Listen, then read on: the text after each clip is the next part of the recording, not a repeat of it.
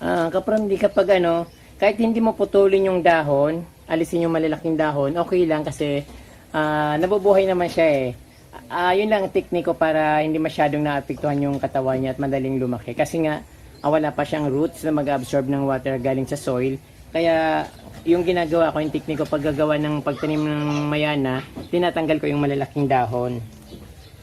Kasi parang, yun ang parang mahirap sa kanyang ano, nahihirapan siyang mag-adjust dahil wala pa naman siyang roots para makapag-absorb ng water.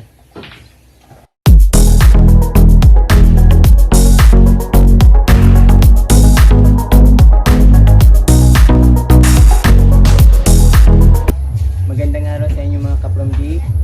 Sobrang kapal na naman ng aking mayana dito sa harapan ng kubo.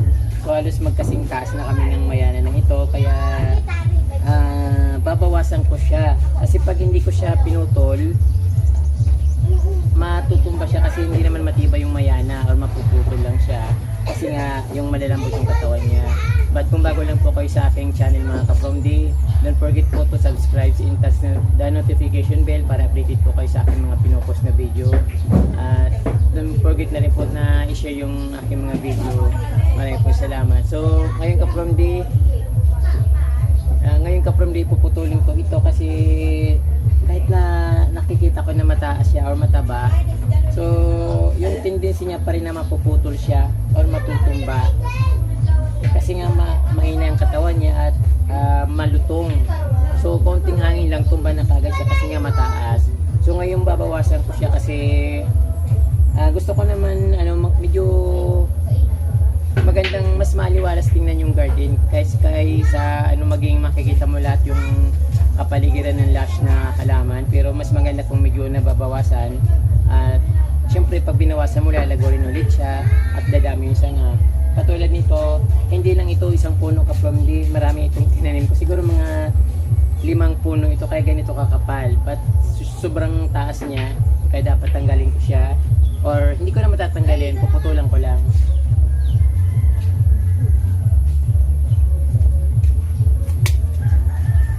Ayan, so masyadong makapal or mataas kapromdi. Yung iba naman ito, siyempre itatanim ko rin sa kung saan lugar dito sa pagilid ng aking kubo. So hindi naman siya masasayang. Pinuputol ko siya dun sa nakikita ko na may branch na lalabas para tumubo kaagad siya. So hindi yung mismong yung bukong-bukong ba, after bukong-bukong saka ko siya pinuputol. Para pag siya, sa nga diretso lang itubo niya.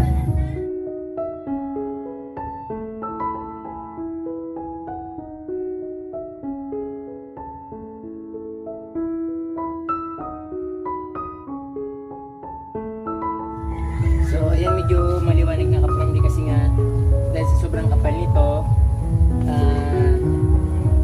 ayan, nagiging na siya, hindi na magandang tingnan. So yung nanay ko kapromdi mahal.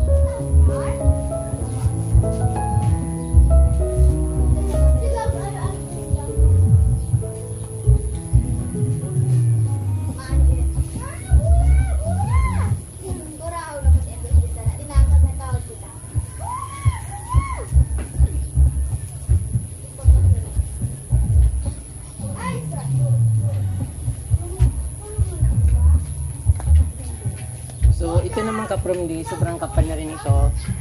Paminsan-minsan kumukuha ko ditong mga pananim, pinapropagate ko. Then kaya lang sobrang na siya. Ito, dinadaanan palagi ng mga tao na puputol din naman, kaya puputulin ko na rin yung iba. Kasi sayang, ganun din naman, pinaglalaroan ng mga dumadaan dito. Dapat ka sinasarado ko dyan para walang dumadaan. Kaso siyempre, binibigyan ko ng giveaway ba yung nasa likod. Kaya ito, yung kaso lang yung halaman ko naman yung nagsasacrifice.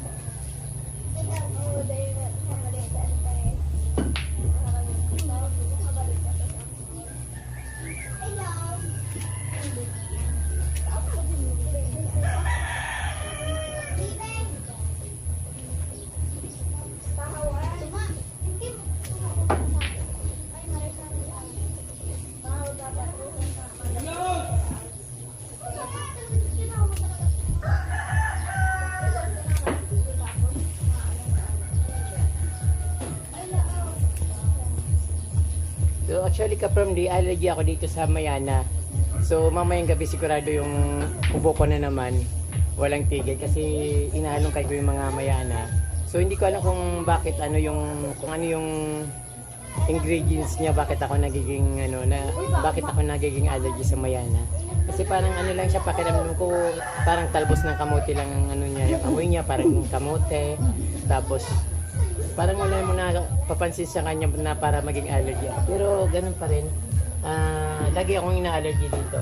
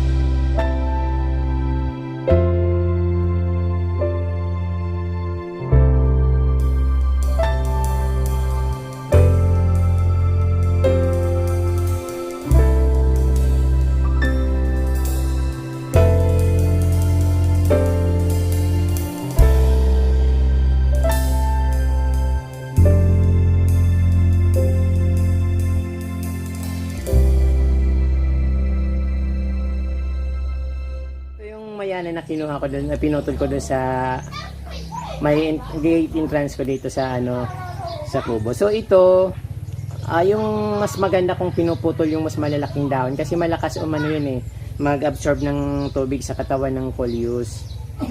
Pero syempre bago ko itatanim, ibababad ko muna sa tubig. So dito.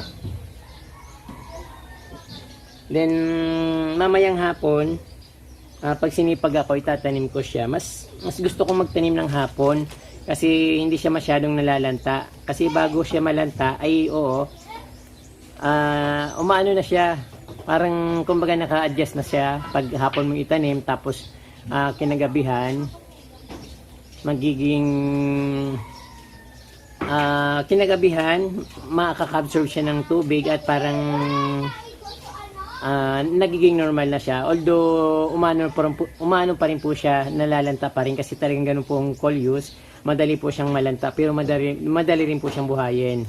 So hindi po problema yung sa coleus yung nalalanta, pero kasi bumabalik rin po sa dati. Ito po mga 3 inch po yung yung pagkat. So perfect po yung coleus na ganito pag itinanim nyo. Kapramdi, kapag kahit hindi mo putulin yung dahon, alisin yung malalaking dahon, okay lang kasi nabubuhay naman siya yun lang tekniko para hindi masyadong naapektuhan yung katawan niya at madaling lumaki. Kasi nga, wala pa siyang roots na mag-absorb ng water galing sa soil. Kaya, yung ginagawa ko, yung tekniko paggagawa ng pagtanim ng mayana, tinatanggal ko yung malalaking dahon. Kasi parang, yun ang parang mahirap sa kanyang, nahirapan siyang mag-adjust dahil wala pa naman siyang roots para makapag-absorb ng water. Para sa kanyang mga dahon. Kaya dapat binabawasan ng dahon.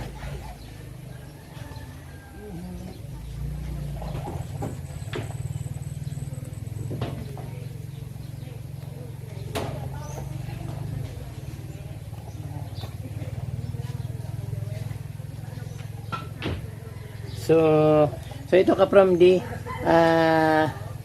ito na yung tatanim ko mamayang hapon dahil malawak na yung garden ko. So ito naman yung lalagay ko doon.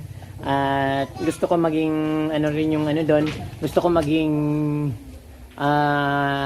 maayos din yung garden ko sa likod para kung maganda sa harap, dapat sa likod ganun din. At syempre ganun din sa tagiliran. Shout out muna ka from D. Shout out to Mami Emeline, Merly Samson, Nings TV, shout out to Risa Bisa, Plantita Vloggers din po siya. Kung gusto nyong i-visit yung vlog niya, so why not. Shout out to Bonita Rose Villalone, Auna Sadidol of Zamboanga City. Advance happy birthday po sa inyo Ma'am Auna Sadidol. Sa May 15 daw po ang birthday ni Ma'am Auna. So, very advanced po yung pagbati ko sa kanya. Kaya po, happy birthday po. Sana po ma-enjoy yung birthday nyo at more birthdays to come po. Shout out din po kay Aling Luz Valenzuela. So, hindi ko po sure kung Valenzuela or Valenzuela. Basta yun lang po, Aling Luz Valenzuela. Happy gardening po, Mami. Yan po, maraming pong salamat sa inyong pag-support at pagsusubaybay sa aking mga videos at mga bagong po. From D, ang sarap maging lantito. Napakasimpleng buhay. At ang sarap nang may nakikita ka or nakikita mo na yung inaalagaan mo ay lumalago at gumaganda. Siyempre yung iniisip mo na maging maganda yung dream mo ay natutupad kahit sa simpleng pangarap na dream. Hindi man sa financial at sa magarang mansion, sa magarang buhay, at least yung dream mo natutupad dito sa gardening. Kaya ka-from D, maraming pong salamat sa inyong panonood at huwag niyo pong kalimutan mag-subscribe at i-share ang video at sana po na-enjoy nyo. Masalamat po, mabalos po.